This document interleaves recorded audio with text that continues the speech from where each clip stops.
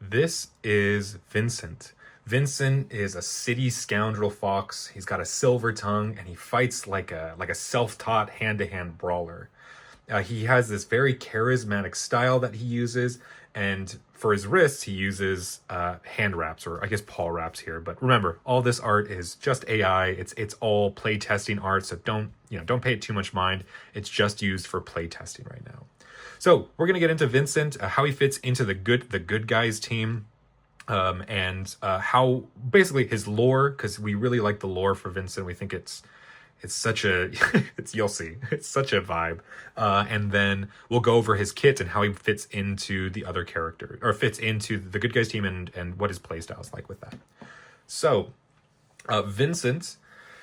Okay, here we go. So Vincent lived in an exceedingly poor country due to years and years of famine. So as a child, he was considered a burden to feed and entertain, and so much so that his parents left him in a neighboring village, knowing he wouldn't be able to find his way home.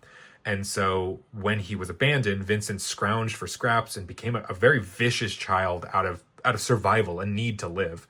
He even stripped others of food and water and whatever he could to survive. And so one day, like all stories, the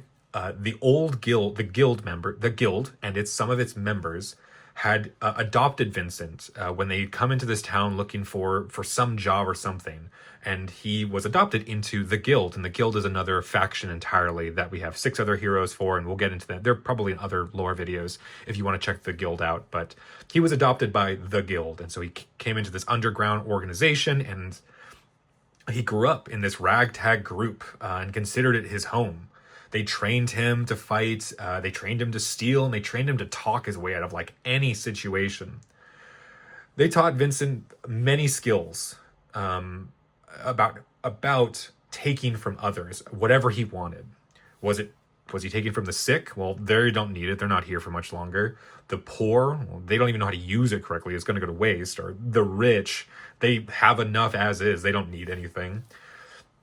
The guild taught him to look out for himself and each other's, okay? Not anybody else outside of that. So this became his mantra, is that look for yourself, which he had already figured out when he was a child, and also these people around you who are taking care of you and are teaching you and all these things to live and thrive.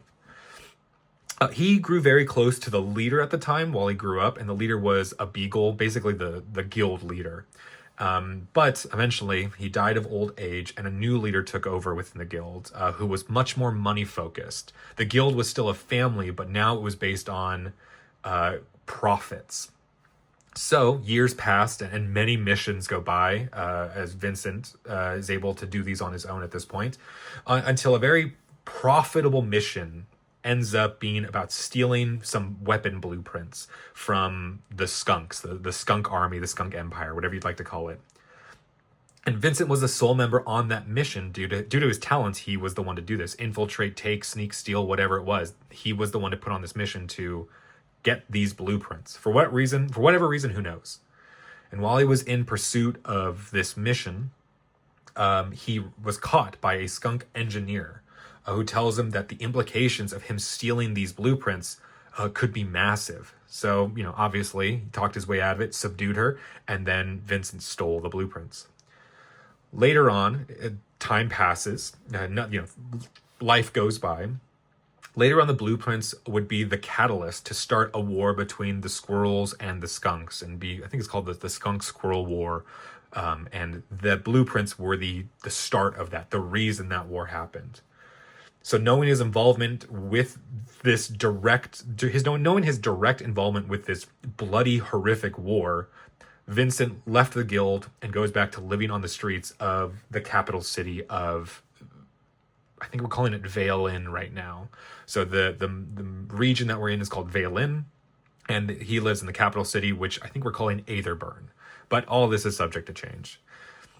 Riddled with all this grief and this regret, Vincent becomes kind of a lowly con artist who drinks his money away. He basically does nothing with his life, knowing that everything he did and amassed to is turned into this horrific thing.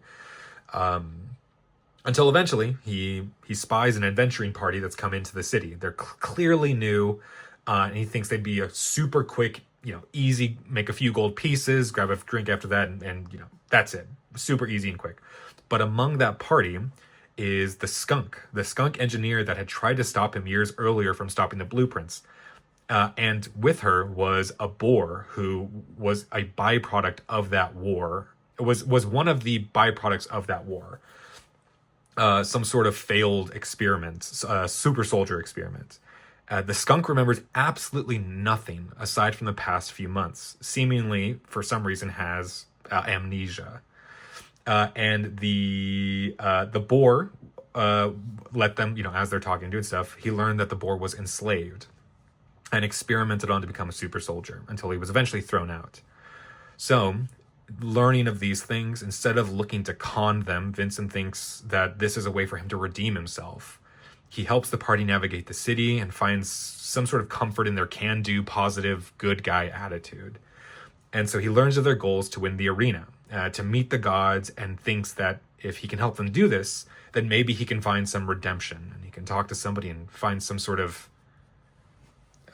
closure for the things he's done. And so he joins the good guys team. And so the boar is Rush and the skunk is Hilda, which they're in other lore videos. And I think now that I think about it, I think in Rush's video, we didn't explain that, the lore video, that he was a product of the war. I think we just said that he was just a soldier to win the arena, when in reality it's kind of both. But the idea is that he was used for war and for the arena, just kind of like a super soldier drone. So that's Vincent. He wears, his thing about paw wraps is that he wants to feel the pain. He thinks he deserves it, so he wears paw wraps, and doesn't have any protection when he fights. So Vincent is really, really, really fun. That's Vincent's story.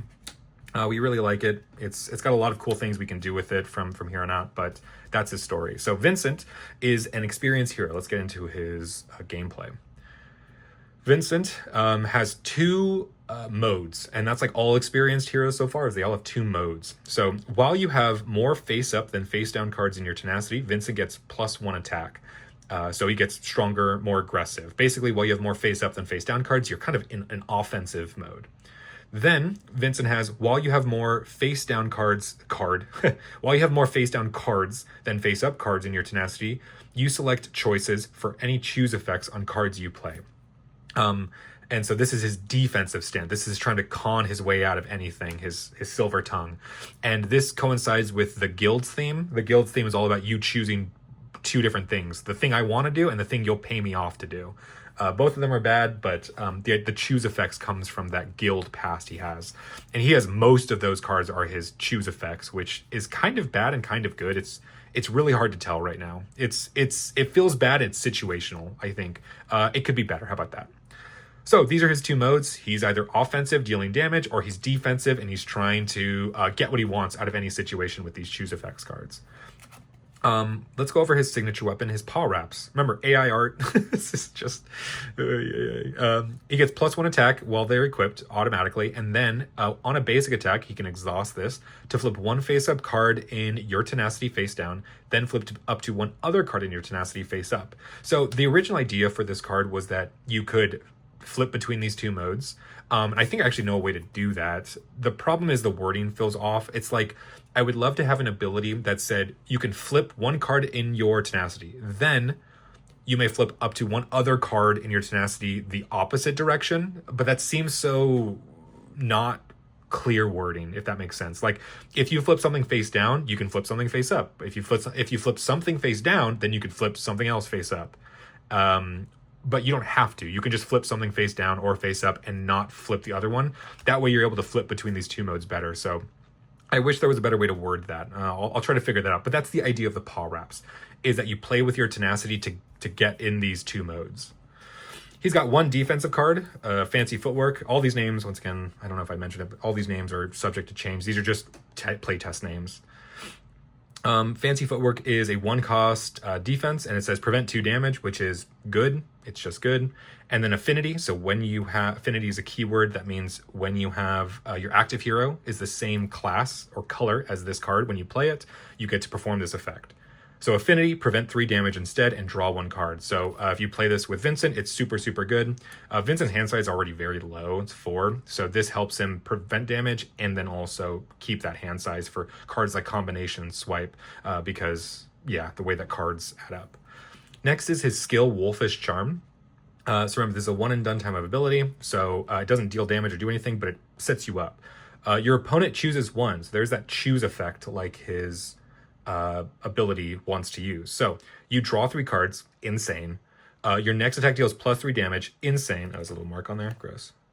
Your next attack deals +3 damage, that's a lot of damage. And you choose up to 2 cards among all tenacities to flip. So there's a lot of versatility here. I almost think it should be like choose 2. Like, it's good, but it often one of the modes is useless for you. So you can't often play this card naked, I'm going to call it. You have to like set it up in some way where you can choose the effect due to Vincent's ability, or in some crazy situation, all those have to be good. So you have to use it before you attack. You have to use it, drawing cards is always good, so that's fine. And then flipping cards in your tenacity is good for his ability. But you have to make sure that you have something you want to flip, or you have something you want to flip on their side, which is not often the case. That bottom ability might be too good. Flip 2 cards among all tenacities. That might have to change to like 1 in each tenacity or something. Flipping 2 cards however you want is really good. It could really destroy an opponent's like defense out of nowhere if it all lines up. So that might be too good. Combination is a 2-cost attack. This is like basically his whole turn, right? If you've got 4 hand size, you can't do much else in this besides play your weapon. And it says your opponent chooses 1, deal 3 damage, then deal 3 damage again. So it's 2 separate attacks, or deal 6 damage. This card's basically always good unless they have 4 armor for whatever reason. This card's always, always, always good, and that's fine. I think I like that. I think I just like your opponent having the choice of 2 really good things you can do that are always relevant. And this also is a nod to his old childhood friend Victor, who is in the guild, who has the same card as this. So that's a cool little nod to his past. And then Swipe.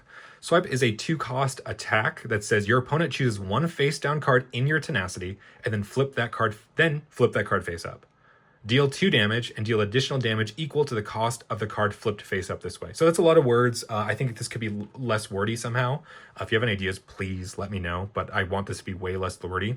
But the idea is the same, is that your opponent chooses a face down card to flip, and you get to, 1, get that card as a defense or parry or to flip or whatever for later, and you get to deal damage based off of it. This also works really well with Rush because he puts a lot of face down cards. It works really well with Amber, who puts face down traps that could do additional effects. And it works really well with Hilda because she places her cards face down. So he works really well thematically with the other 2 like byproducts of war, basically, which is really good. This card's good. I wish it was less wordy so it would get played more. Eye for an Eye. So this is probably the most out of place card in the entire good guys like group, in the entire like, what is it, 25 cards, 5, 10, 20, 30 cards or whatever that were created or more for the good guys faction. This one makes the least sense to be here, but I think it works on Vincent specifically.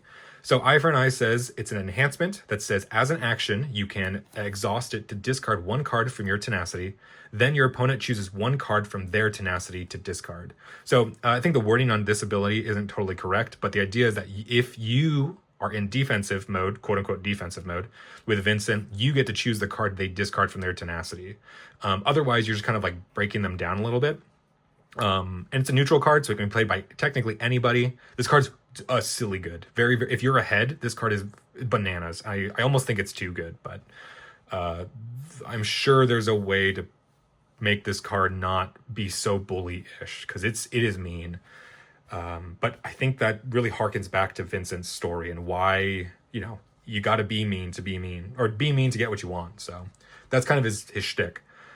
And that's Vincent. Vincent works really, really well. I think that there needs to be some sort of fleshing out between these kind of 3 cards here. Maybe just these 2 cards here need to be fleshed out a little bit better, because I've seen in our plays that they're kind of underused as opposed to these other ones, which are always used.